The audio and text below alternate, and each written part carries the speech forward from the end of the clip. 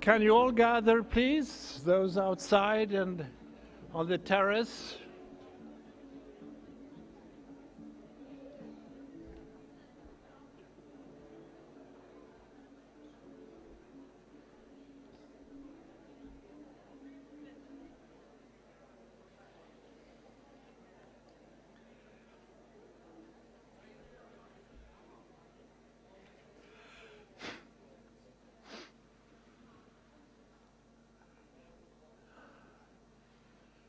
Madam Minister, distinguished guests and participants, and if I may, on a sort of SIPRI note, also welcome the board members of SIPRI. We just finished a two-day board meeting. We are exhausted, but of course prepared for an intensive and inspiring meeting with the forum, as always. This will be my last day. No, Wednesday will be my last day as chair of SIPRI, because the successor is here in front of me and will take over 1st of June, and it will be the former Prime Minister Stefan Löfven. Give him a hand, please, and welcome.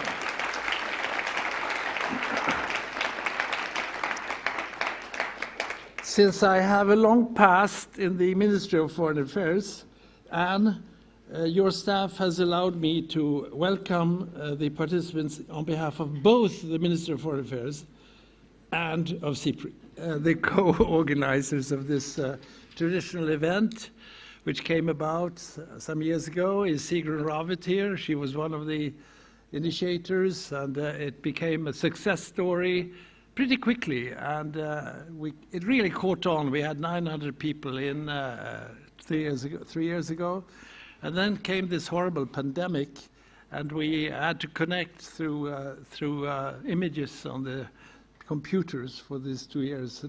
I think your smiles are larger and more warm than normally. It's probably because we are back. It's a renaissance. We are rebirth. And with new energy in a depressing world, we have a chance to do something about it. So with these words, I want to welcome you to this event. This time I have prepared notes. Don't get scared. I'm invited back on Wednesday, and then I will be in free fall and do my final comments on where we are, and wishing you all the best on Wednesday afternoon, when you are exhausted yourself, probably. Anyway, so it's also a very special feeling, I would say, to Margot Wallström. You're still here? Yes, wonderful. To have seen this presentation of this report. I have followed it through the year here, intensive work, and you did different phases. And I think it goes right into this tradition that Margot started and Anne continued with bringing in a broader security concept into serious work. First in the UN Security Council, where SIPRI was very active in connecting climate change and crisis with security, and then with Anne taking over the chairmanship of the OSCE and also giving this priority. And it's still now a mark of Sweden. And in both cases, we have made sure it is continued by other members of UN Security Council and the OSCE. So to see this presented today with this report was quite a joyful day. So we have certainly concentrated a lot of important things here now. Well, this year, we will focus on the theme from a human security crisis to an environment of peace. As you may recall, when we met last year, we dealt with what we called compound risk, when multiple crises are converging at the same time. In this case, last year, pandemic, economic decline, social instability, violence, and conflicts. This year, sadly, Russia's aggression against Ukraine underscores that the convergence of crisis, sadly, has turned into what seems to be a new normal of diplomatic and political work for us. We need to turn that into another new normal as quickly as possible. The impact of the war is being felt far beyond Europe, as you know. The whole world is affected through the decline of international law, the growing distrust, which was bad enough earlier, wasn't it? The dwindling food supplies, causing famine and horrible conditions all over the world right now. The humanitarian organizations are fighting for resources and space. And of course also, believe it or not, that the specter of nuclear threats has come out there. All this very lately, and something we have to deal with, and to try to do it as coolly and as intelligently as possible. The Ukraine war and also democratic backsliding, I must admit, take place in parallel with a growing and even more existential threat to human security. And I, of course, refer to environmental destruction and the spiraling climate crisis. The impact of climate change and the degradation of the environment is already today threatening peace and security through forced displacement, competition over scarce resources, and food insecurity. The double blow of climate change and conflict is adding to the hardship and suffering of populations who already are vulnerable and already are in dire need. 70% of the countries most exposed to climate change are also among the most fragile states. SIPRI research shows that half of all UN peace operations take place in settings highly exposed to climate change. We have particularly looked since a long time back on the Sahel area. And it's one of the regions where we already see this convergence of crisis. It has experienced some of its driest conditions in recent years. The number of people starving is skyrocketing to over 10 million in that area. The Sahel region is also on the front line of the global expansion of violent extremism. And this is not a coincidence. Militants are exploiting people's pre-existing grievances and conditions. The failure of governments to adequately respond to climate change has contributed to this sad development. Today's conflict trends are expected to worsen as areas become uninhabitable due to high temperatures, floods, droughts, and massive fires. Also, let us not forget that within countries and communities, gender inequalities often restrict the coping capabilities and abilities of women and girls. Ultimately, this will affect their chances of survival and, of course, the cohesion of their societies. A challenge and a problem is that environmental destruction or climate change constitute a crisis that is unfolding gradually in incremental steps. Processes evolve over time and are often difficult to detect. Governments therefore fail to prioritize environmental and climate action. Also, sadly, because it's not always popular with voters, although I claim very strongly that this is only in the short term, of course. But climate science shows that we can quickly accumulate these problems and then reach suddenly a critical tipping point. Johan Rockström has, brought out that concept so clearly. And the tipping point crossing could be the opening to a catastrophic and irreversible damage to all of us. So, in fact, we find ourselves, let's face it, in a new era of existential risk. An era where what we call soft human security risks of today slowly and strongly become hard security problems of tomorrow. I was about to say today already. No country alone can manage the security risks prompted by climate and environmental change, especially as they are compounded by other risks. So the solutions, and you are in the solutions business, aren't you? The solutions must be comprehensive, border-crossing, mutually reinforcing, and sustainable. I remember the theme of the General Assembly 2005 when Kofi Annan complained about the long document that we had produced, 170 paragraphs, and Kofi said to me, I was president of the General Assembly, give me one sentence for what this is all about.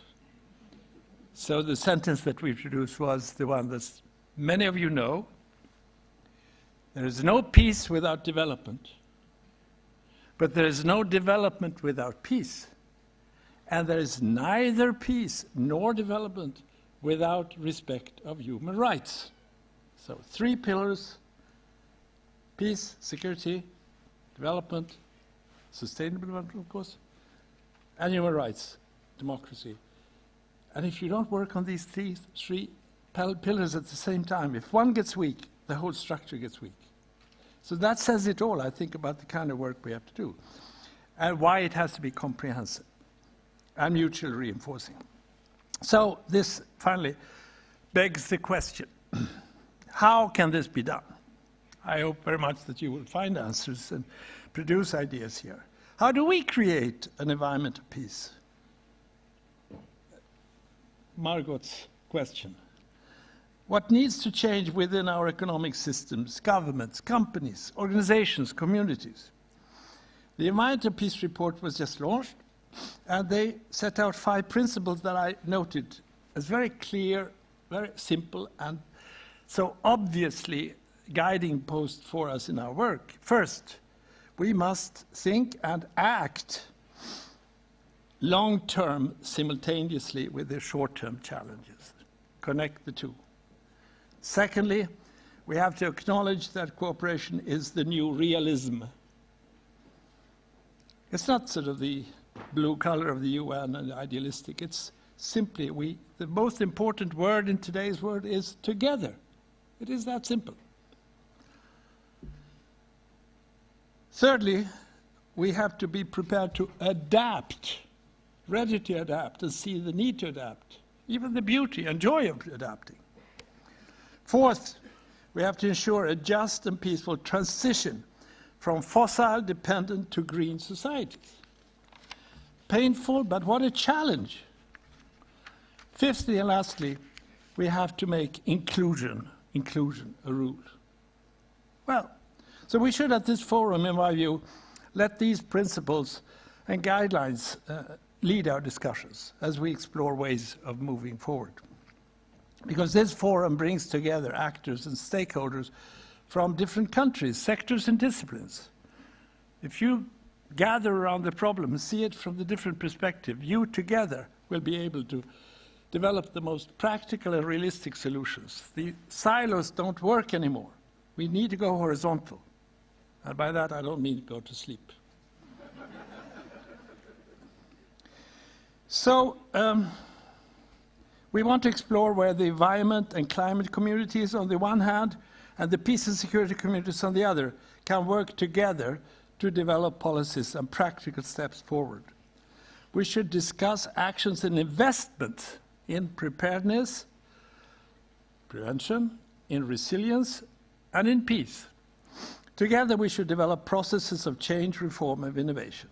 And I can't help recalling, since I was a young man at the time, the Stockholm +50 UN conference next week is the milestone in terms of global policy processes, but it goes back to the 1972 UN conference on the human environment, which was a historic moment in recognizing that common threats can only have common solutions.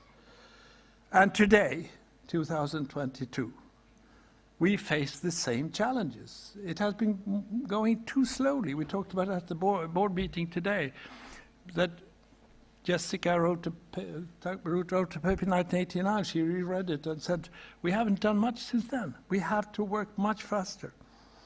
And today we face the same challenges as 1972, but this time even more dramatic, even existential in nature. So we must take seriously the necessary efforts, both short-term and long-term, within our own organization and within our own societies. And how do we prepare and rig ourselves for the converging risks of the future? That is the question, or one of the key questions. So how do we promote and build an environment of peace? So with this challenge, I challenge you to go to work for peace among nations, among people, and also peace with nature. Thank you very much.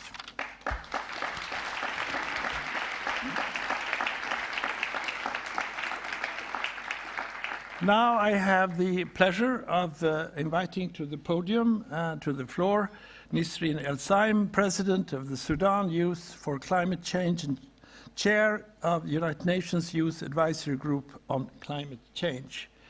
Nisreen, you're welcome. Glad to see you again.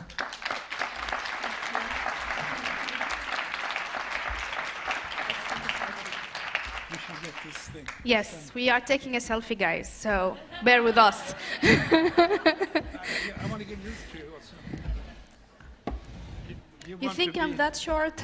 No, I will handle. I want the audience to see you. Oh, yeah. You want to have a selfie? Yes. We young people have to stick together. Thank you. Mentioning young people, I kept receiving messages all day about the forum and the opening. And one of the messages I received, Nisreen, Jan was the deputy of the Secretary General. And for your eyes, Swedish government appointed Stefan Löfven as the new chair of the SIPRI Governing Council. Löfven will formally take up the board in 1st of June. He's a succeeded Ambassador Jan in the position, and he is also the chair of the SG Advisory Board for the new multilateralism. And then someone else said, well, yes, Eliasson is a very sorry if I'm pronouncing your name wrong, top Swedish diplomat for XXI century. And he's a great person. Please take a selfie. That's why I took the selfie. But I'm just saying this because we might think that we are in a small event, in a small hall, in a small city, in Stockholm. But actually, it's not. What we are doing here is very much viral everywhere, and I had hundreds of thousands of messages, and I will not have enough time to actually say it all. But imagine that someone in Siberia or someone in Zambia is following what's happening in the SIPRI board. Because what's happening in the SIPRI board impacts what's happening somehow in the multilateralism forum, which is, for example, the UN. And what happens in the UN influences what's happening in the world, hopefully, crossing fingers. So never underestimate a small event like this or a small report as the one we are having. Before today morning, actually, I had no idea what to say in my 20 minutes, and I was like, oh my God, 20 minutes is a long time. Thank God I received all of the information about the new SIPRI board and about Ambassador. And also thank God that I met a lot of people and we talked earlier, and they actually gave me more insights of what to say. And I hate to prepare speeches because I think that people feel different and we learn something new every second. So if I prepare the speech, then my speech would be what I learned until yesterday. It will not be up-to-date. And what I learned today in the morning, I was having a very nice conversation with Cedric from the Norwegian Institute of International Affairs. I had to use the business card. And we talked about how much there is a huge fear of the international community to actually link peace, security, and climate change together. And my perception of that it's not a fear of linking peace and security with climate change, because we all reached a point where we actually realize that climate change impacts peace and security a lot. It's actually a fear of the implication of these linkages. And to make my point clearer, I will have a small game to play with you. So the game will answer 3 questions. Where are we now? Where we want to reach and how to reach it. And these are the 3 pillars that we will talk about later. So please bear with me in the game. So if I say right up, then you raise your left hand. If I said left down, then you put down your left hand, okay? And is the opposite. When I say left, you put right. When I say right, you put left. When I say up, you put down. When I say down, you put up. Sorry, I'm a physicist. That's why I have everything complicated in my mind. But I swear I have a point from that. Ready? Left up.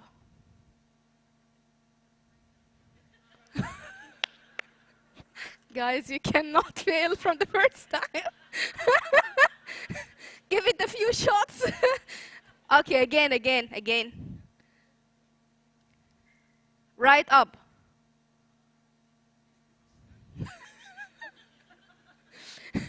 Left down. Yes. Now we are getting it.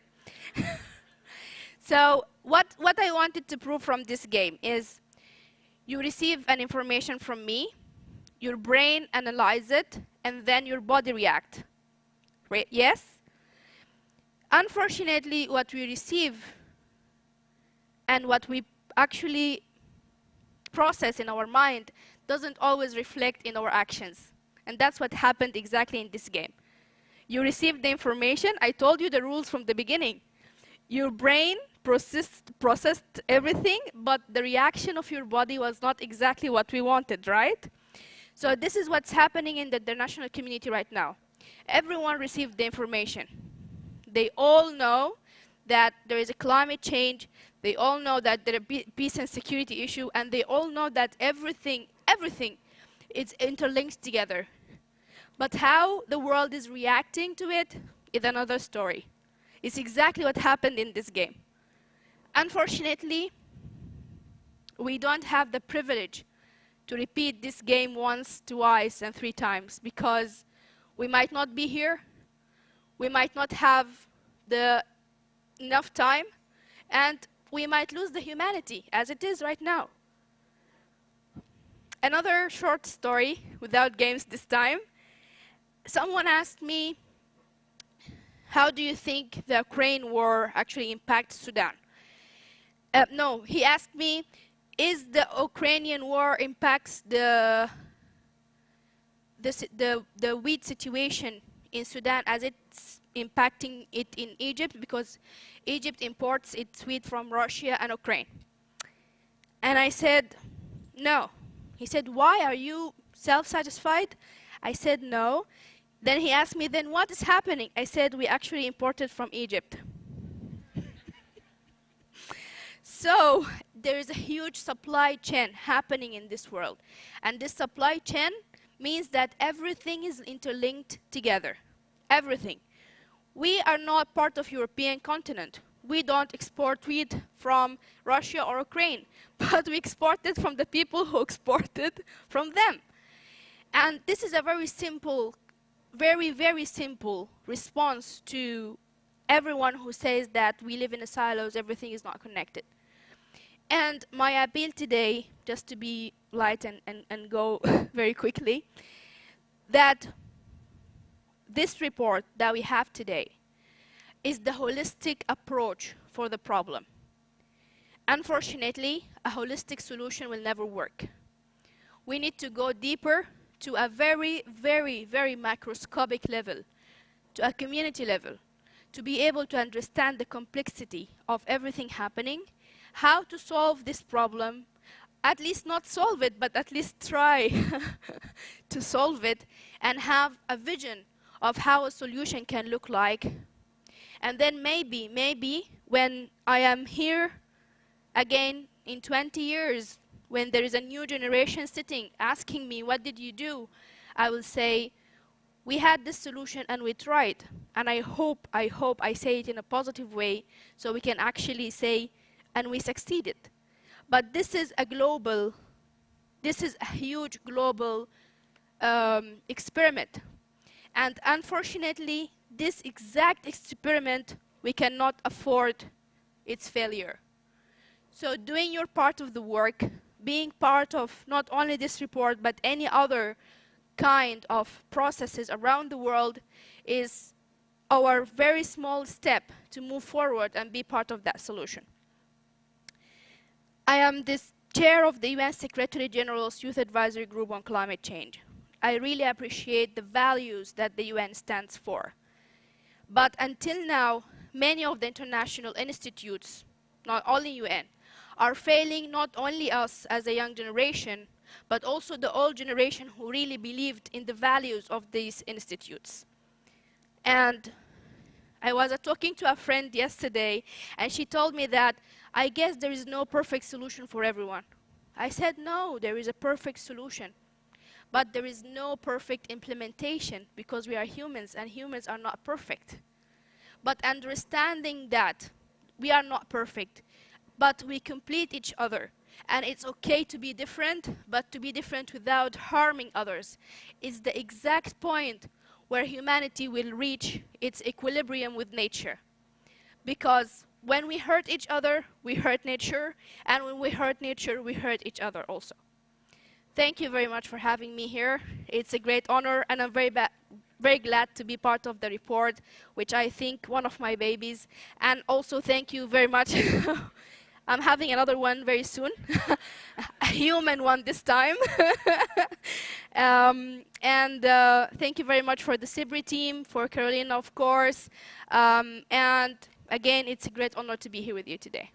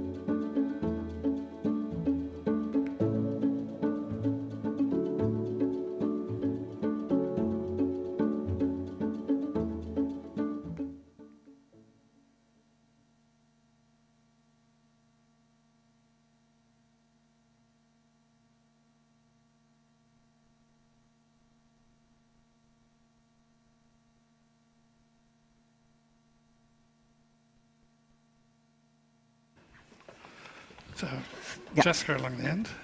and right here, and Ilwad next along. And everybody,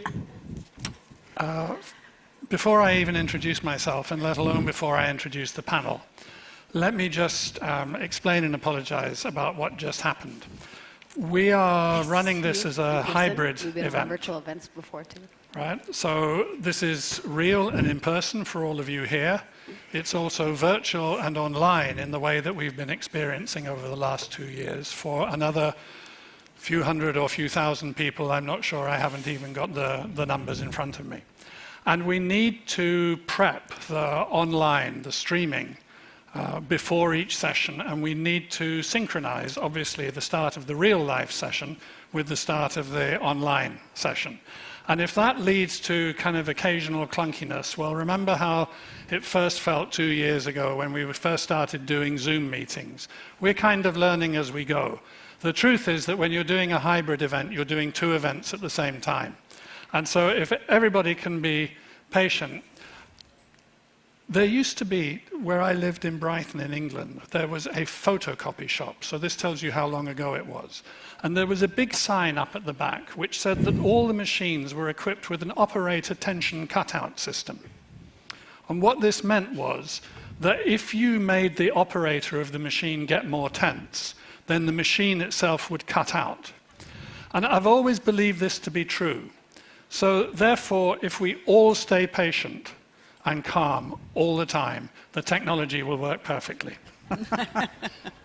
So with that, let me introduce myself. I'm Dan Smith. I'm director of the Stockholm International Peace Research Institute, SIPRI.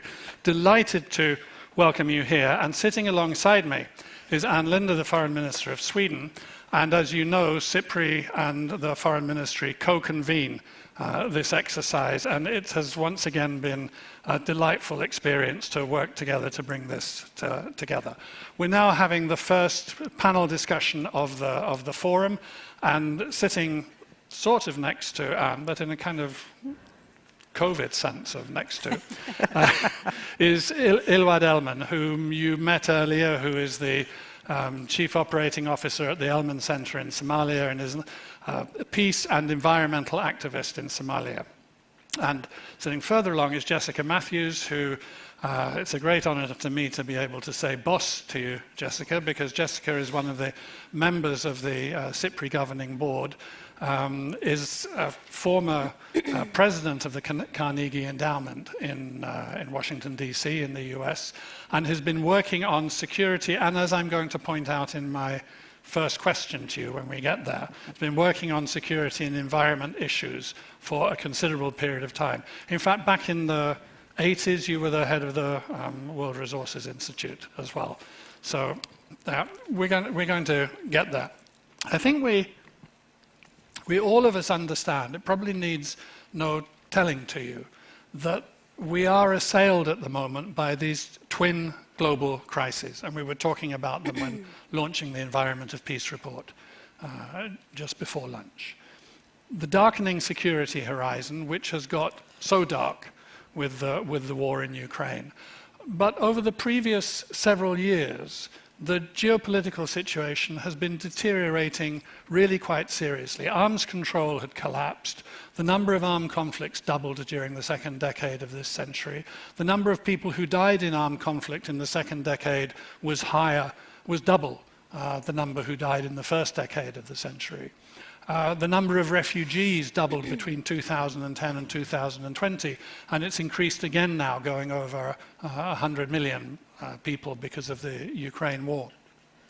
Military spending, which may be justified by any government as being necessary for its security, but when you look at it in broad, when you look at it in the global level, high military spending is a sure symptom of a world that feels insecure. And military spending now has just gone over $2 trillion US. And if you compare this looking over time, right, at the end of the Cold War, military spending was 1.5 trillion US dollars. Around the end of the 1990s, it was just above 1 trillion, and it's now at 2 trillion, all counting in the same dollars, right, the same values. So military spending worldwide has nearly doubled in the last 20 years. So Ukraine is terrible, right? But the darkening security horizon goes back further and lasts longer. And then at the same time, we have the environmental crisis. We have the crisis of climate change, the biosphere, the loss of biodiversity and biomass, other aspects of environmental crisis that we haven't talked about so much. Plastics pollution, air pollution. Air pollution kills over 4 million people every year at the moment. So, and these two crises that we see, as I said, assailing us, they intersect in various different ways at both local level and global level. And so when we were thinking about how we wanted to encapsulate the theme of this forum, we came up with the notion that we were talking about going from human insecurity to an environment of peace, which also, of course, encapsulated for us the issues with the title of the report which we were publishing. Now, Anne, if I can turn to you first with the question, a really quite open question, because Sweden has for a considerable period of time put some focus on the relationship between climate change and insecurity. Sweden brought the issue to the UN Security Council when it was an elected member. Brought the issue into the OSCE under your chairmanship of the OSCE. Very simple question. Why? I think because the environmental degradation and the climate change is creating one of the biggest risks of global human security in our time. And it's our livelihood, our security, it's fundamentally change that is what it takes to build peace and to sustain peace. And I think also that putting this as top priority in the Swedish foreign policy is something that we now have done for quite some years. As you said, during my chairpersonship in OSCE, we took a groundbreaking decision to finally give OSCE a mandate to work with climate and security. Before, we couldn't agree on that, the 57 countries. And there were many, many decisions we couldn't make, but this one we could. And I think that's because the urgency of the situation is so clear for many, many more. And what struck me when you're chair of OSCE, a lot of the time you spend on the phone because there is conflicts everywhere all the time. And many times it was because something that had to do with climate or environment. Even if you phone the Armenian and Azerbaijan government or foreign ministers, there could be something that had to do with the water going up and down. You had deadly shootings in Kyrgyzstan on the border with Tajikistan, and that was also because they couldn't agree on some water resources. So again and again and again this issue came up. And also in Central Asia, in many of the countries, this was one of the key issues.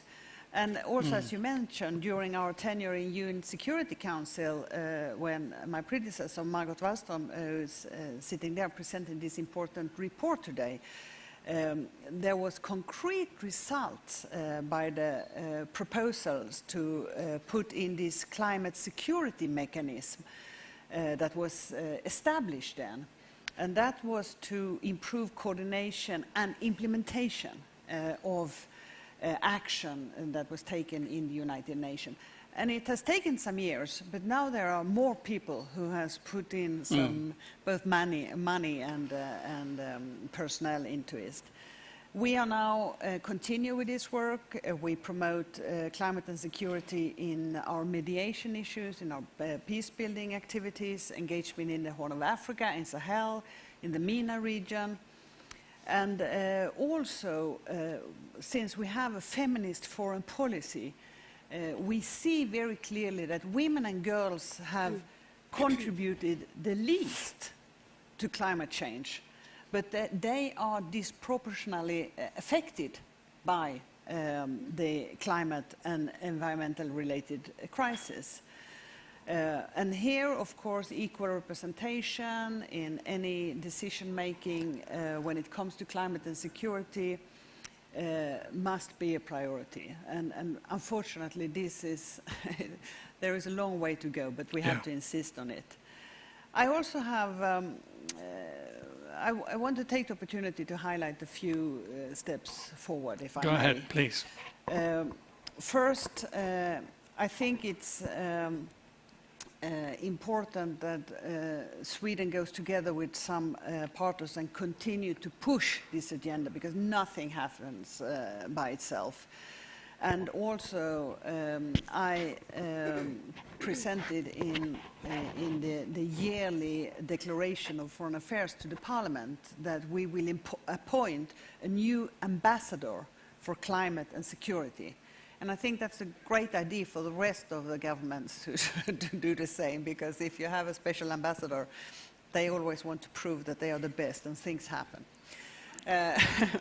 And second, I think that the focus on climate and security in this year's forum is particularly timely. We last week, no, the hub, was it this week? That was last week. Last week. That was, I think it was last Wednesday. It's like a three-step rocket. First, we had a new hub that was revitalized last week. It was SIPRI, it was there. It was the Stockholm Water Institute. It was the Stockholm Resilience Institute and the Swedish Environmental Institute. And we put those four together in the hub, or you did in a hub, because we don't want to work in the silos. Exactly. Like Jan Eliasson, we want to be horizontal. And then the second is this, the forum, that is peace and security. And next week, we have the Stockholm Plus 50. So now we have a real, timely situation where these issues are put forward. And then we now prepare for our chairpersonship in the EU. 1st of January, Sweden will be chairperson of EU. We will be president or EU presidency. And here, this issue will be one of our priorities. I think also that we should join forces to make climate and security a key component of the Summit for the Future 2023.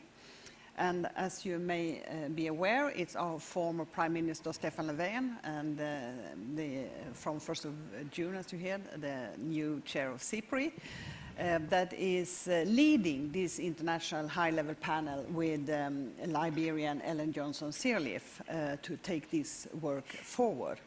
And finally, I think that we must strengthen the international cooperation instead of weaken it when we need it the most.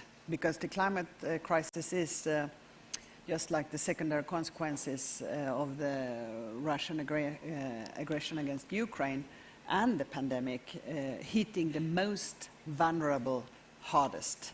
So we must cross forces between governments, NGOs, between different countries, between organizations, cross-regionally, and respond to both the direct and the indirect consequences because the challenges are interlinked. And finally, I love that you have put sunflowers, because I've been in Ukraine so many times, not least last year as chair of OSCE, and when you see these sunflowers in the fields in Ukraine, it's fantastic. And what they are doing now, it just makes me It's heartbreaking. So thank you.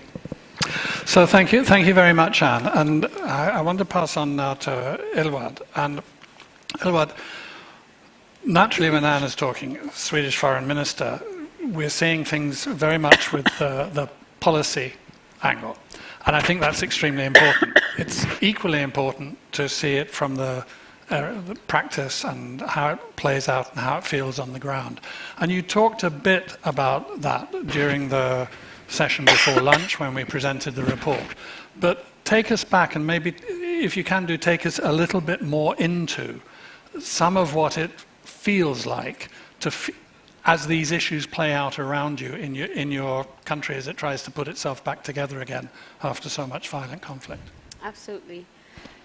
But maybe before I go there, I'd like to respond to just some of the remarks that the minister made, and it's really encouraging to hear that this is just not a one-off event, that you have a clear strategy, that this is a priority, and that Sweden is going to champion this issue moving forward. And you may be tired of hearing me speak already. I've done 2 events already. We have a couple more in the next couple of days, but the message is the same consistently. There needs to be partnerships between policy makers, practitioners, and researchers. And I think that that's what we really highlighted in the Environment for Peace panel. So I'm very encouraged by your remarks. To take you back on what climate change and environmental degradation really looks like in Somalia, perhaps I'll start by highlighting how I got involved in that work. First and foremost, I'm a peace-building practitioner. We know that peace does not happen in a vacuum. It can't be siloed. The environment, animal life, human life, it's all interconnected. But we work primarily on disarmament, on rehabilitation and reintegration of young people that are leaving armed groups. Like I mentioned earlier, some of them join armed groups because of the resource scarcity and for sheer survival. But we found that our reintegration efforts were not sustainable because the environments in which we were returning them to were changing so rapidly. So it was not enough for us just to support the individual recovery of young people leaving armed groups. But we also have to work on the environments in which we're returning them to. Somalia has been in conflict for 30 years. There's a severe dependency on humanitarian aid. We have cyclical disasters. And each time the international community, Sweden as one of the top donors as well too, comes to our aid, but it's often band-aid solutions. Shelter, food, short-term. And we spoke in our last session about too the need for innovation. And I think that's where we need to go. So my journey and my organization's work in linking peace and security intrinsically with environmental action was out of sheer necessity. And what that looks like practically in Somalia is more than 1.4 million people being displaced in country. Most of them are women with children in tow, all flocking to Mogadishu, the capital city, where the majority of aid is provided. There is a lack of decentralized services. Support does not go to the most vulnerable areas. Many of these areas are still controlled and under siege by armed groups and violent extremists. So even accessing those areas is difficult. We also see that there is a major capacity gap. And I'll be the first to say myself, there's limitations in my knowledge. I'm not an environmental expert. I'm not an academic in this field.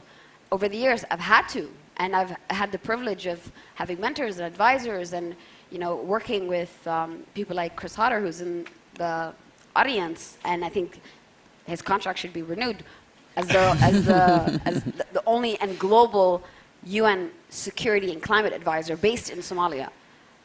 Because there are practitioners who have access to these areas that the international community does not. Organizations like mine are one of them. But we need support with both the technical capacity, the logistical capacity, and to be able to offer adaptation, new solutions, and not just look at interim solutions. What we're seeing in Somalia right now is that even during an armed conflict, many people don't associate climate change or the environmental issues as the root cause of the armed conflict. So when you start to talk about climate change, it has the very northern perspective. Most people think Al Gore, Leonardo DiCaprio, brilliant Greta from Sweden. But when they think about climate change in Somalia, they don't think that that's something that's impacting them.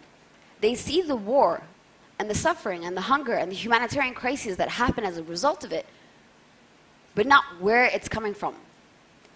And there's an opportunity here to work with both peace-building practitioners, with educators, for local communities to better understand the underlying grievances to the conflict that we're seeing. Similar to when we currently still are in the pandemic, the COVID situation.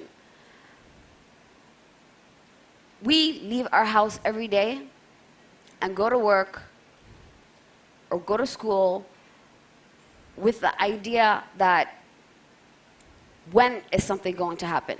Not is something going to happen? So, COVID, climate change, environmental issues are not at the priority of local people.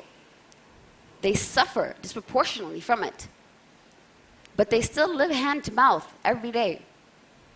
And when the resource scarcity happens and they aren't able to farm or have access to livestock or be able to provide for their families, they resort to other options that do provide them economic opportunities to be able to do so. The situation in Somalia is very grim, and it's not only in Somalia. We're seeing it throughout the Horn of Africa. We're seeing it in Sahel and the Lake Chad Basin, where we've recently expanded our work to as well too. But what I think is really important to get across in this conversation is that working on climate change is not a box that we tick after war. Mm-hmm. The same way that development is not a box that we tick after war. It's part and parcel of the peace-building process. So let me see, Ilwad, if we can just take a minute or so to go into that a little bit more. Because in one way, you've established a kind of a dilemma, right? Which is that people, ordinary people, do not understand some of the long-term drivers that are affecting them. Yes. And if they could understand them, they could be able to influence them and influence their situation Absolutely. better. Where the dilemma comes is saying it from the outside, one tends to say they should understand it. Right? And then you just get into this sort of disruption between us thinking about climate change and they thinking about, as you said, each day, daily life. So how would you, in Somalia, or in a place which you can describe, what would be the process by which that changed around and people did start to be able to think about those long-range things in the way that you're talking about? It's in one of our recommendations on understanding and communicating the risks and building cooperations through education. There isn't a conflict. It's not an imposition from the international community to now teach Somalis about the effects about climate change, but the access to learn about it hasn't been there. Right. So you focus on your most immediate need. When you're shot, the first thing you think of is first applying pressure and holding the wound. You don't think about anything else. So in Somalia right now, people are suffering from an environmental degradation, from starvation, water scarcity. And if they don't have the opportunities and the resources to be actually educated on how to prevent some of these things from happening, how do you expect them then to be a part of the process? Right. So you spoke, if I can add, yeah, you spoke about how women are disproportionately affected by this. But women are the key breadwinners in Somalia. They are often looked at as victims. And when I think about education and really scaling knowledge about preventative action, about adaptation, about preparing communities, I think about empowering women to not be just spoils of war or victims, but leveraging their uniquely placed influence within the community to not just teach their children, but also their broader community. So we need to also recognize how we frame women and how they're affected by this, but also leverage the opportunity that exists with working with them directly. And I say this all the time, it comes back to inclusivity and resources. And not to plug the report again, but No, please feel free, plug the part report. Part of the recommendations that we have in there really is to localize it. How can an average person who's not a climate activist or a scientist understand what they can do in their community to create a more enabling, progressive environment and be a part of the processes that ensure their well-being? And that tool needs to be something that people can understand, from the rural communities to the urban areas. And cooperation is where everything converges. Great, thank you. And you really kind of gave some practical meat into the answer there. Now, Jessica, I referred to you having a little history in this. Now, 1989, you wrote an article, it was in Foreign Affairs, right, which is essentially about the interplay between the environmental crisis and security as we came into the end of the Cold War, beginning of the post-Cold War era. And now here we are, and we have this report. So tell me, and feel free to depress me if you like, but what has changed in the meantime? Much too little. It's 33 years ago. We founded the World Resources Institute in 1982, and it was the first effort to create an environmental think tank and to look at the global issues. And this article was kind of the fruit of that, of our first 6 years. And I mentioned at the board meeting earlier this morning that when I read this report, which I think is superb, I was deeply depressed, I'm sorry to say, about how little has changed. An awful lot has changed on research. Our understanding of climate change is completely transformed. And the circle of people who understand the connections is much wider. But, you know, where I ended that piece was harking back to the discovery of nuclear fission, Einstein's comment that with that discovery, everything changed. And he was quite right, because nuclear energy became, nuclear weapons became the driving force of the next several decades, next many decades, militarily, geopolitically, psychologically. And his verdict was then, at the very beginning, right? We shall need a substantially new way of thinking if mankind is to survive. And we got it. You know, we got the concept of deterrence. We got a half century of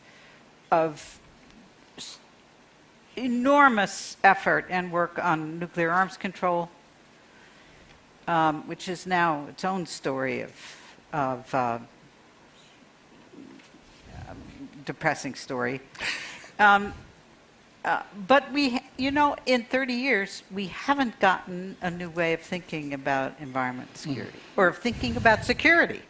Let's just, I called my piece then Redefining Security, and a lot of people said, why didn't you call it environmental security? And I said, because I don't believe there is such a thing, right? There's security, and it has components. It has economic components, and it has environmental components.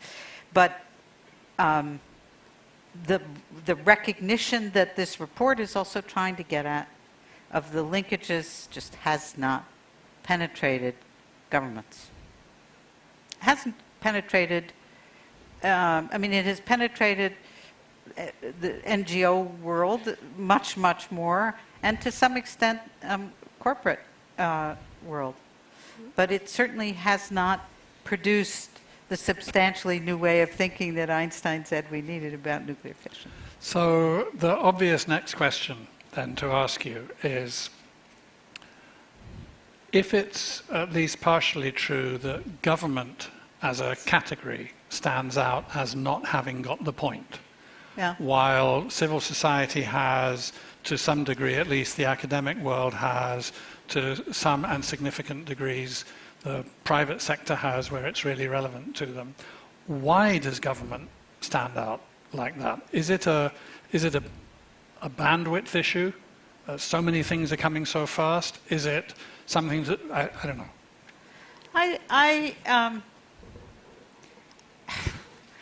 I don't think I know the answer to that. These connections are really old.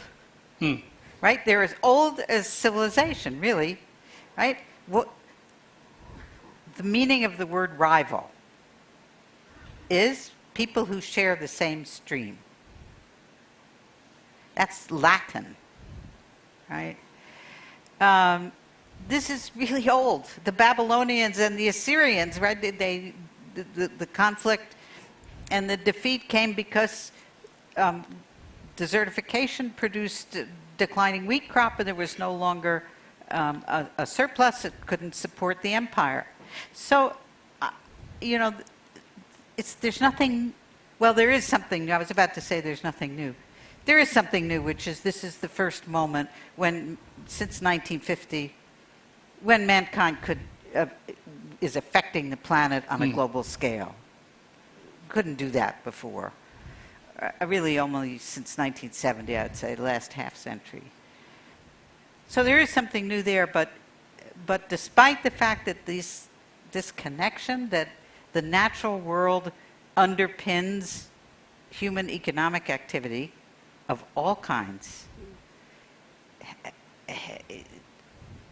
though it's as old as our civilization, it just has not penetrated. And what it will take for that to happen, I fear, is some catastrophe. You know, I used to testify about the ozone hole, and about climate change. You know, this is 30 years ago in Congress, and I used to say, you know, that it's going to take some kind of surprise. And never failed, some senator would say, like what?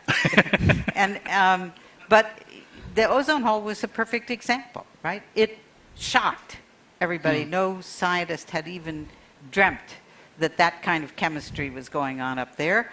And it was only because of a British satellite that detected, wasn't even looking for it, but detected that depletion. And the shock was so great that the treaty was reached in just a matter of years. Yeah. So I hope I'm wrong. I hope I'm It's really a little wrong, bit, isn't it? I mean, I presume everybody knows the parable of the frog. Certainly if you've seen Inconvenient Truth, you know about the frog, because Al Gore tells the story and he has the frog jump, comes to a happy ending. The frog jumps out of the water as it heats up, right? For those of you who don't know, the thing is that a frog apparently cannot tell the difference between water as it heats up slowly, and will therefore stay in it. But if you try to put it into or close to boiling water, it'll jump away. And I've often thought that the question is, you know, are we in that sense frogs? Because we're exactly that. Yeah. I mean, we are hardwired biologically to respond to sudden crisis. I mean, the whole adrenaline system, right? Fight or flee is for a sudden thing. Gradual change, we're very good at adapting. Yeah, and that's where we need to get beyond just adapting. And let me come back to you. I'm going to take another lap around the panel, so to speak, and then we'll be open for questions, both in the audience and online.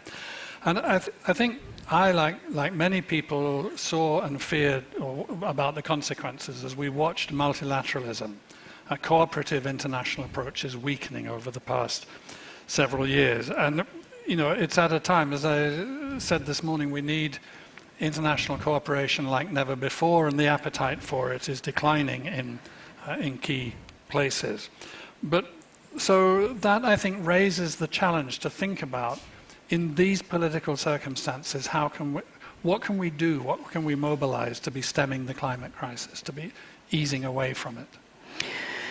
Well, I think that unfortunately you are perfectly right that the multilateralism is at stake at the same time as it's more important than ever. And across the world, and the governments and others, we are struggling with a way to adequately deal with security and environmental crisis, and not to speak the least about the combination of the two. And I would say that now we can see a perfect example here when you have the Russian unprovoked aggression against Ukraine, which is a flagrant violation of international law. It has consequences for international cooperation on important issues such as climate change, when the cooperation is more needed than ever. Tomorrow I'm going to Norway because we have a meeting with the Council of the Baltic Sea States. It's a Nordic state, the Baltic states, Poland, Germany, and normally would have been Russia. But now Russia is not anymore part of many of the multilateral organizations. They have either are not welcome because of what they're doing, or they have withdrew. And we see that in this council we have tomorrow, the Baltic Sea. You see it in the Arctic Council, in the Barents Council. You see in the Council of Europe. And of course that has consequences. And here, of course, it's Russia who bears the full responsibility for the aggression and the consequences. But it's also challenging the rest of us, because the whole European security order is now at stake. It's not working, simply as simple as that. And here we must find ways to work together, not to give up on the European security order, even if some of the key components is not there anymore. At the same time, there is secondary consequences of the aggression. We talked a little bit about the food security issue, or you did it, I think it was Jan who did it in his introductory speech, because we work a lot with Yemen. And you know, now there is a Swedish envoy, Hans Grundberg, who managed actually to get a truce, which is a good first step. And I've been to Yemen now twice on full-day meetings as still the only foreign minister in the European Union. And now what the World Food Programme, what they say is that in Yemen now we have to take from the hungry to give to the starving. Because the aggression against Ukraine has led to that the wheat is not exported, the sunflower oil is not exported, leading to security of food crisis, and more than 3 million people. And I only talk about Yemen, and this is in many, many other countries. More than 3 million people has now moved from the category of hungry to direct starving. So that is, you know, how connected it is. I think it's this piece like, and something like half the World Food Programme's wheat normally comes from Ukraine. That's the biggest humanitarian organization in the world. So it's astonishing. It's astonishing. And I also would like to, even if I'm not been engaged in it, but I got the information about the environmental and of peace report. It's talking about the new realism that is needed, and the impact of environmental change does not respect the borders or the boundaries. And here we have the shared challenges, but also we must have shared solutions. And here we need to think beyond traditional allies and existing institutions, and how we can work with all countries. And I think this cooperation we have between SIPRI and the government, I was very impressed last year also, even if it was only Zoom format, yes. Whatever, yeah. And now it's both. This is what I think exactly how we should work. We have these two crises, the peace crisis and the climate crisis, and we need to try to find ways to build on the new security. This report conclusion is that we can achieve this if we joined up new solution across policy spheres. And I agree with this. I wrote down some facts that I think need to be spread many times. I hope many people in the panels will repeat them. Today, the fragile states have received 1/80th of the climate financing that flows to non-fragile states. About 4 billion people, and that's more than half of the world's population, experience severe water scarcity for at least 1 month of the year. And meanwhile, 733 million live in countries where water stress is already critical. And this, of course, increases the conflict risk, as I said before, as we have pointed out in OSCE. 19 countries with the highest number of ecological threats are all among the world's 40 least peaceful. That's half of it. 16 of the 20 countries facing the most severe ecological threats are among the least resilient. You see the combination in all of this when you just look at the facts.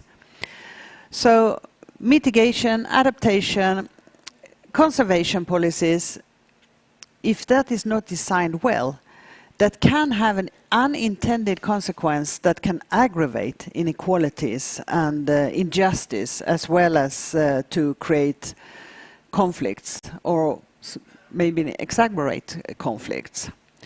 So let me just conclude this little intervention by saying that environmental and peace policies must be designed and implemented in a mutually reinforcing way.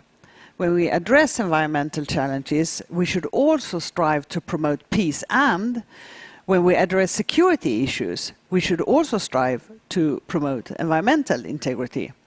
Maybe Jan can help us to do a new triangle here. And unfortunately, also a crisis of the multilateralism. We see the use of veto in the Security Council. And we need to continue to rely on the United Nations. We need to build on the work of the climate-related security risk at the United Nations.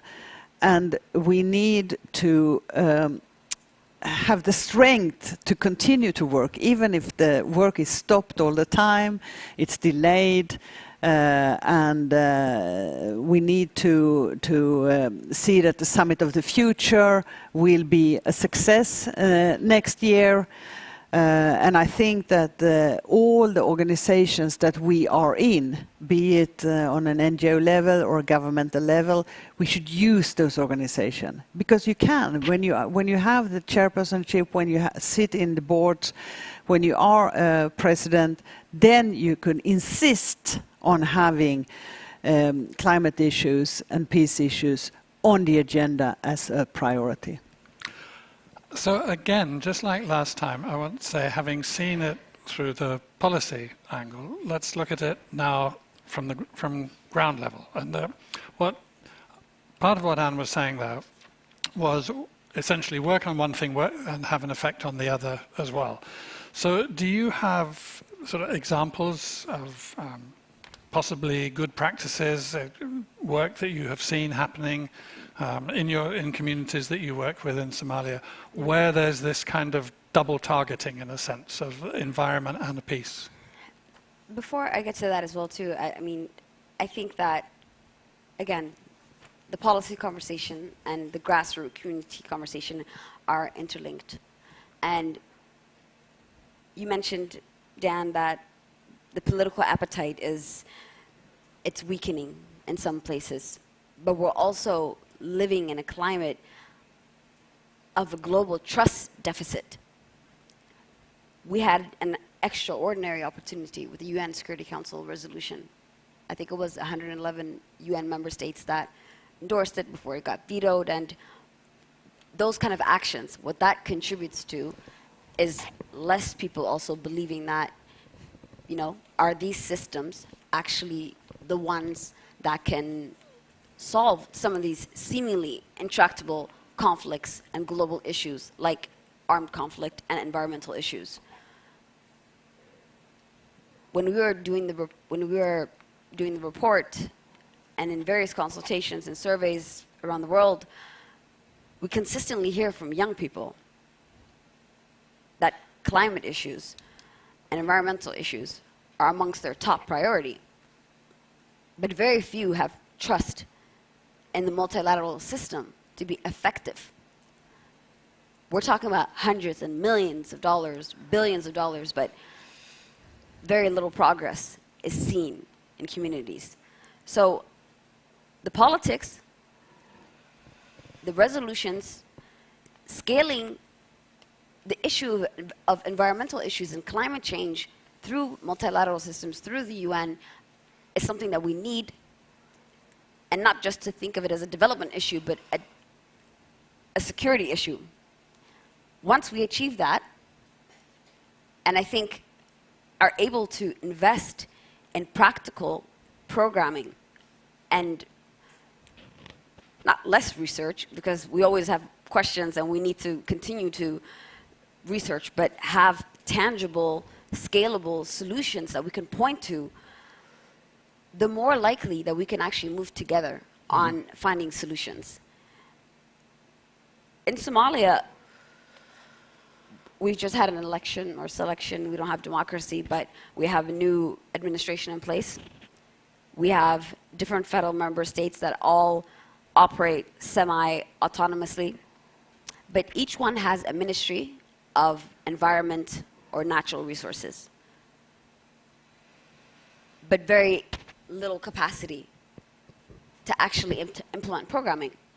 So right now, when they're dealing with a humanitarian crisis and a famine, and there are resources available, they always result to the same approach of deliver food. We talk about Ukraine a lot, but the impacts of that, like you rightfully mentioned, you brought up the Yemen approach, but Eritrea, Somalia, we're seeing that firsthand inflation and how war profiteers and exploitation from the private sector are leveraging this terrible crisis that's happening between Russia and Ukraine as well too. So without focusing too much on the doom and gloom, there are some solutions, and I think the solutions are that, one, people like myself, civil society organizations, youth in Somalia, throughout the continent, are aware. They want to be involved. There's a lot of exclusionary practices and legislation in place that forbid them to participate as meaningfully as they could. We're not harnessing the demographic dividend of 700 million young people in Africa alone, or the 1.8 billion youth around the world. But because of this global trust deficit, they're not waiting to be invited to policy circles. They're partnering with brands, with the private sector, with technology companies, and they're looking at new solutions and trying to do what they can in this climate where politicians, unfortunately, are still debating what is the right language in the document to present. So what I think is at least something worth scaling, or that I'm invested in right now currently in Somalia, is working with local grassroots peace-building activists in Somalia and also in the Lake Chad Basin, and sharing the knowledge that we have, trickling that down, sharing surveys to better understand also how they view climate change and environmental issues. We've included this in our report as well too, and looking at case studies and really communicating with indigenous communities to hear from them directly. And one of the things that we've been looking at in Somalia is also as a very oral community where very little is documented. We have plants and different herbs that have been traditionally used for medicine that we're losing, and trying to look at how can we document some of these things. How can we transfer that intergenerational dialogue so that it is retained by the youth today? There's a lot of potential of trying to preserve the indigenous knowledge that has existed and how people have survived all these years throughout armed conflict, throughout all of these humanitarian crises. I think it's one of the things we emphasize in the report, isn't it? There are very often the people in the locality who are very often indigenous groups, but not exclusively that, often have the knowledge which is needed. And one of the most important things would be to stop disrupting and destroying that. And amplifying it, and unearthing it, and upstreaming that. It seems remiss and silly to even be talking about that right now, but solutions always come from the ground. And they come as a process and not as a kind of a steady, fixed state. And this is where we come back to. We have invested in this sector for decades. But even on the Women, Peace and Security agenda, every year we celebrate these resolutions that we've invested so much time in, but rarely do we hold ourselves account to how many women are now actively participating in peace and security processes as a result of these resolutions. If we have a Security Council resolution on the intersection between climate and security, how can we actually hold ourselves, governments, to account to see what changes that creates? So I'm a strong believer in the multilateral system. I'm a strong believer in the UN as the entity to be able to take us forward, but I also find a lot of hope in the youth globally that are thinking outside the box. So, Jessica, if I move to you, and this morning when we were talking in the board meeting, I'll just say that Jessica mentioned her article, and she mentioned that it had depressed her a bit reading it again yesterday evening and seeing how little progress there had been. And I said then to the board members, well, this was a foretaste of what Jessica is going to say in the big meeting, but in the big meeting she needs to find a happy place. You've had a couple of hours to think about that, and I'm sure you've been devoting a lot of intellectual energy towards. So what is there that we can think about how we can actually make progress in the multilateral settings? Multilateralism, it seems to me, is a necessary condition for making progress, but we've got a flawed multilateral system which has been weakening. So what can we do? Where are the gaps, the openings, the possibilities where we could push something forward? Well, I start with what I think you don't do, which is, unfortunately, what President Biden set up at the beginning of the administration, that the world system is going to be made up of essentially a contest between democracies and autocracies. Well, unfortunately, there are too many autocracies for that to work, and so that's a terrible idea. So somehow and of course it gets worse with now this question of how to deal with Russia, and whether we are, for those institutions that are canceling meetings or disinviting the Russians, in the long run, it's shooting yourself in the foot.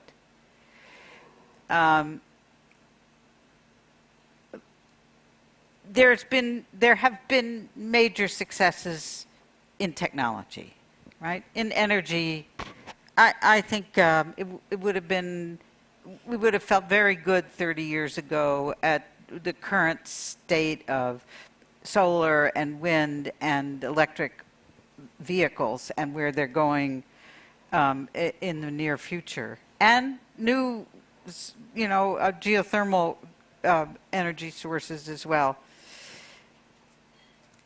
But and we've seen a few big successes.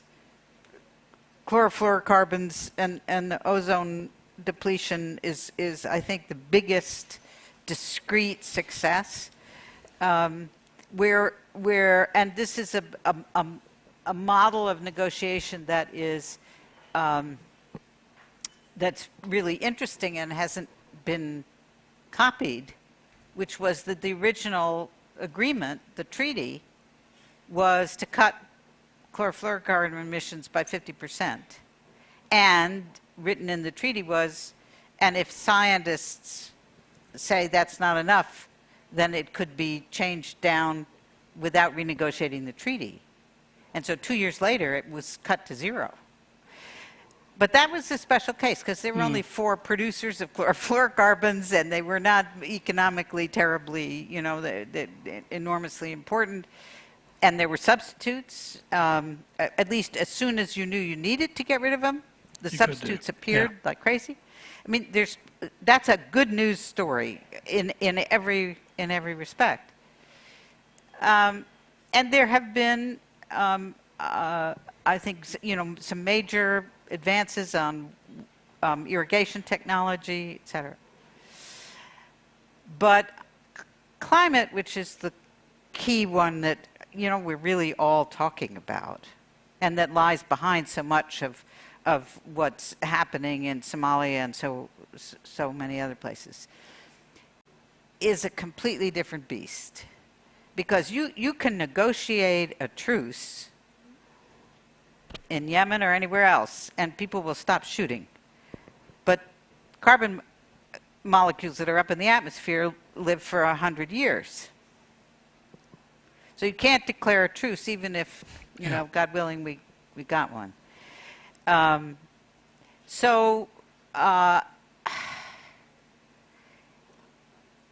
do think that mankind really does think about security as in terms of weapons and guns and bullets and bombs.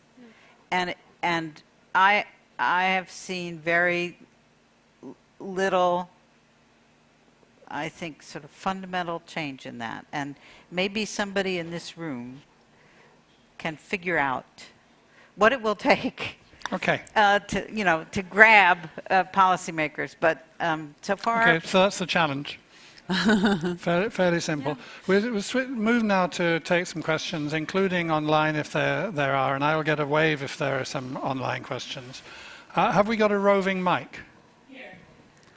Sorry, Hello. I'm on the other side. Yeah, okay. Well, why don't you start with 2 hands here and then come over to 2 hands there? And we'll collect a couple of questions and then see if we can answer, and then collect a couple more, see if we can answer. Yeah, hi everyone. Do introduce yourself, was all I was going to say. I'm Anton from Fridays for Future Sweden, global youth climate justice grassroots movement. And Dan said earlier that military spending is at an all-time high. And we can probably all agree that while this is in part due to the global security crisis, it also in itself aggregates that same crisis. And if we can all agree that the spending and the crisis exacerbate each other between instability and military spending, I have 2 questions for Linde. The first one is, will you be the Minister for Foreign Affairs that calls for a ban on arms exports? Or will you continue exporting arms to Saudi Arabia, UAE, and other countries in the Saudi-led coalition, causing the humanitarian disaster in Yemen that you yourself pointed out earlier in your comments? And secondly, a second question, the UN clearly recognizes the link between arms exports and gender-based sexual violence and other feminist foreign policy issues. For a few weeks, you yourself stated in an interview that there is no contradiction between Swedish arms export and our so-called feminist foreign policy. And while this is a conference that you're speaking at, which is about recognizing the intersection between different crises and global issues like this. And I just want to ask, do you really believe this, that this is true, and that you can keep calling arms exports feminist? Okay, thanks a lot. There's another question nearby, Steph. Down the front row here. Hi, I'm Patricia Lewis from Chatham House, and thank you for a great panel. Thank you for, and I should say I'm also on the SIPRI governing board, I should say. Just like, a really interesting discussion. I wondered as well about the connection to human health. We've just come through the most terrible pandemic, which has affected people all over the world. We have really severe health issues to do with malnutrition already, with water shortages, etc. War is not good for human health. The climate change and environmental degradation is not good for human health. So where's the... We talked about the triangle. We've got this other part to it, it seems to me, which is human health. And I wondered if we could do a little bit of exploration about that. I'm just getting my eye and my mind focused onto the time. So I think we take a couple more questions and then we'll We have leave two it online there. as well. Yeah. Hi, my name is Drag Yusuf from Somali European Youth Forum, and thanks for this wonderful event, and special thanks to Ilwad, who have done a wonderful work in Somalia. And environment and climate change is sees as like isolated issue, instead of seen as economic development or security issue. And so my first question is to the foreign minister. What is the strategy of Swedish government to include, because we are talking about high awareness about those issues, what is the Swedish government's strategy to include the diaspora in the awareness on the works, and how do you see, Ilwad, about that? If there is some of those work, how is the diaspora today included in the development projects or programs that are done in Somalia? And please don't forget the message of this program: look up and link up. Mm. Well, give it to the gentleman there, and then we'll take the two questions online. And I am sorry to others unless the answers are very quick. That'll probably be it. But please. Thank you very much. Thank you for a great panel. Nick Haley, International Alert. A question for the Minister. Sweden has long been a huge champion in the world for peace building and conflict resolution, and has really backed that with its generosity. You, Mum, described us as being in a peace crisis this year, and yet Sweden is cutting its overseas development assistance by almost a fifth, and with the peace building element within that by more than a third, if I'm correct. And I just wondered if you could comment on that, given the need for those resources at this unprecedented time. Could you repeat it? I didn't hear it. Could you repeat it? The question? Yeah. Yeah. Can you comment, please, Mum, on the cuts that Sweden is making to its peace building financing, given that we are in the peace crisis that you described in your intervention? Thank you. Thank you. And Carolina, you have a couple of questions from online. Yes, we do. How can policymakers focus on the long-term issues? Can you, sorry, hold it right up. Closer? Yeah. Okay. Can policymakers focus on the long-term issues and addressing pressing issues at the same time? And the second question is, will Russia's war on Ukraine prompt an energy transition? Will Russia's war in Ukraine prompt an energy transition? Okay, so that's a quite wide range and some kind of quite deliberately sharp and controversial questions, which Anne will handle. Well, they were to her. So why don't I let you start, Anne, and then we'll move along the panel. Yes. I'm quite used to those questions because they come all the time. No, to start with the arms export, I mean, doesn't all of us hope that we will have a peaceful world where we don't need to export arms? I mean, that's the number one. Nobody wants to have to export arms because there are fights. And military conflicts. But when you have such a situation, you need to export arms. Just ask Ukraine. But what you need to do is to have a lot of restriction around the arms export, and we have very strong restriction against our arms export.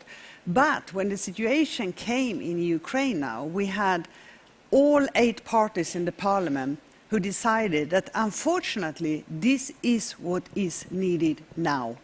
And that's why we took a decision that for the first time since 1939, when Soviet Union Stalin invaded Finland, we decided to send arms to Ukraine. Because unfortunately, that was the thing that is needed to stop this terrible mass raping, the tortures, the killings, the war crimes. And unfortunately, that is what you need. And it has, I know that in many says is against feminist foreign policy, and that is an argument I don't understand. That's just if you have kind of a biological argument that women are more friendly than men or something like that, and I don't buy into that argument. I hope that we could lower the need for arms. I hope that we could have a more peaceful world, but as long as we have it, everybody needs to be able to defend themselves, and unfortunately sometimes it needs to be done by arms. When it comes to the diaspora issues, I think this is a very important question, and what we do from my government is that we have regularly talks with the different diaspora groups, because we get a lot of information, and we can also have interesting discussion, because sometimes there are misunderstandings on laws, and I guess many of you know that there has been some difficulties in Sweden the last year on interpreting Swedish laws in a correct way, so with unintended consequences. So this is something that I say it's very high on the priority list, to have a continuously discussion with the diaspora groups. Sometimes I can tell you the diaspora groups from the same countries are very, very disagreeing on the same issues. And that's why I think it's also important that you don't only meet one diaspora group, but you meet different diaspora groups also from the same country. Then when it comes to the question of the Ukraine, now you left, but I answered that anyway because it was a good question. There's a question there. No, from the lady in the red. Yeah, that was one of the online questions. Okay. Well, because this question about the energy transition is really important, and I think actually it will change and quicken up the energy, not to be so dependent on fossil fuels. And from the EU foreign ministers, we met the general director of the International Energy Agency, and he told us, you ministers of foreign affairs, you really have to know more about energy. And those energy ministers, they really have to know more about foreign affairs. And we can see now how all those issues, I just have to say Nord Stream, and the dependent on fossil fuels, it has become a security issue from the energy perspective. So this is definitely something I think will quicken up the energy transition. When it comes to the peace-building cuts, well, the situation is like that. First, let me say, it seems like there is some misunderstanding here. Still, after we have had to reallocate to take care of all the women and children that has fled from Ukraine, because in the development aid regulation, the ODA, if there is a crisis like this war, you can quickly change for 1 year the allocation of development aid to take care of all those needing women and children that has come to Sweden. And we have done that now. We have said that we will take some money from the development aid budget, just as we did with the Syrian. Still after this, we are number 3 in the world, number 3 of all countries in the whole world. We are still, even if you take that away, we have still more than 0.7. We have still more in numbers of crowns that we give than we just gave 6 or 7 years ago.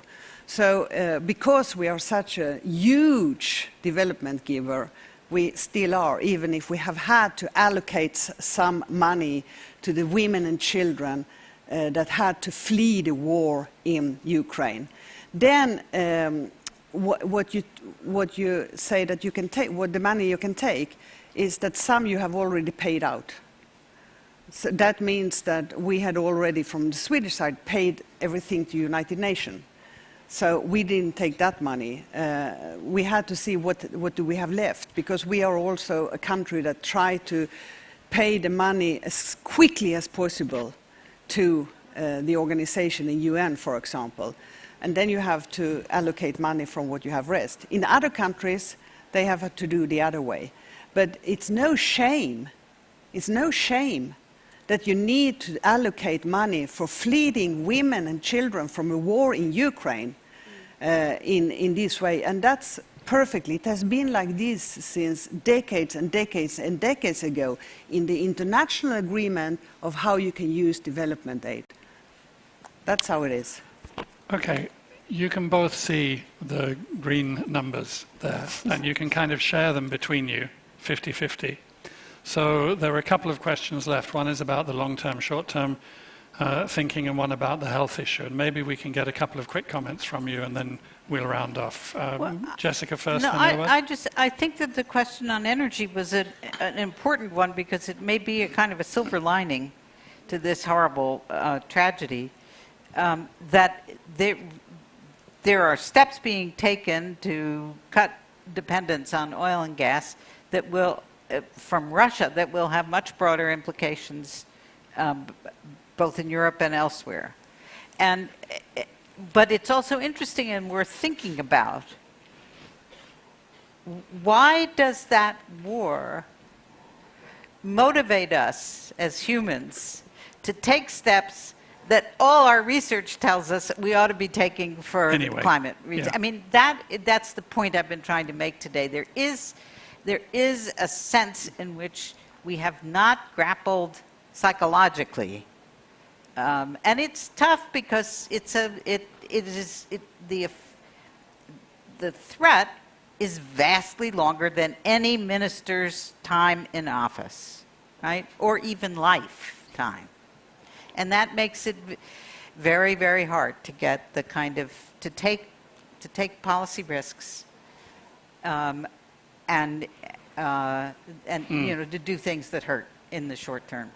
But that's the challenge for everybody out here looking ahead, I think. Ilwad. I'll be very brief. I think the question around can politicians take both short-term actions and long-term actions probably should have been addressed to a politician, but I'll take it on too. And I think the answer is quite simple. Yes, it is an absolute necessity.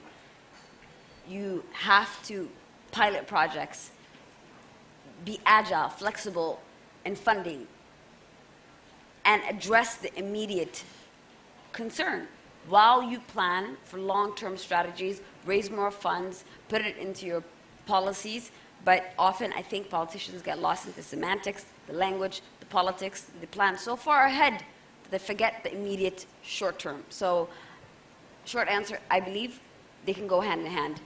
And then on the question about the diaspora engagement, I also agree with your point that it's very important that diaspora communities, they themselves are often disenfranchised. And it's important that you consult very many different groups. And for those of us that are in country in Somalia, there's a lot of opportunities to engage with the diaspora in Sweden as well too for joint advocacy, especially where there is language barriers as well too, and we're talking about mass education, that where you have the foresight, where you have the ability to be at forums like this, to be educated, to understand the impacts of climate change issues, and then to come to Somalia and to help us in expanding that knowledge in the native language. So I think that there's definitely opportunity there.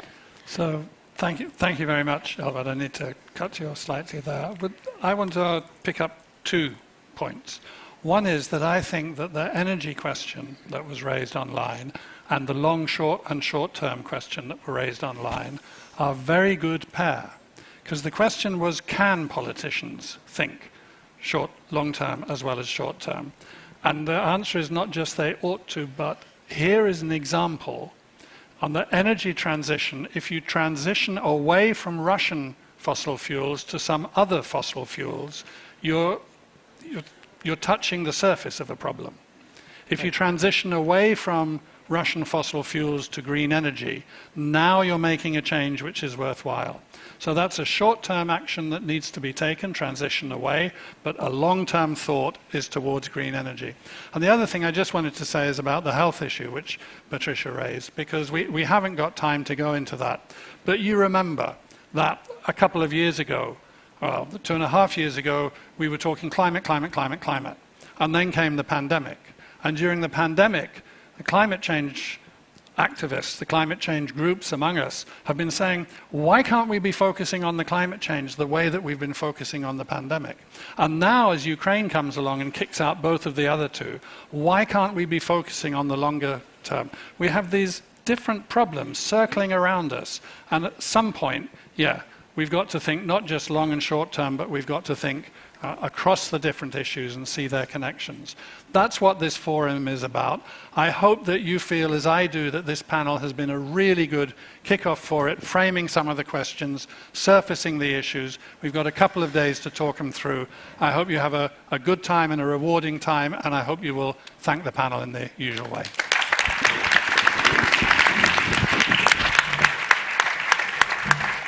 Very nice seeing you again. Can we get a photo before you go? Thank you. Do you want to take a photo with me and the minister?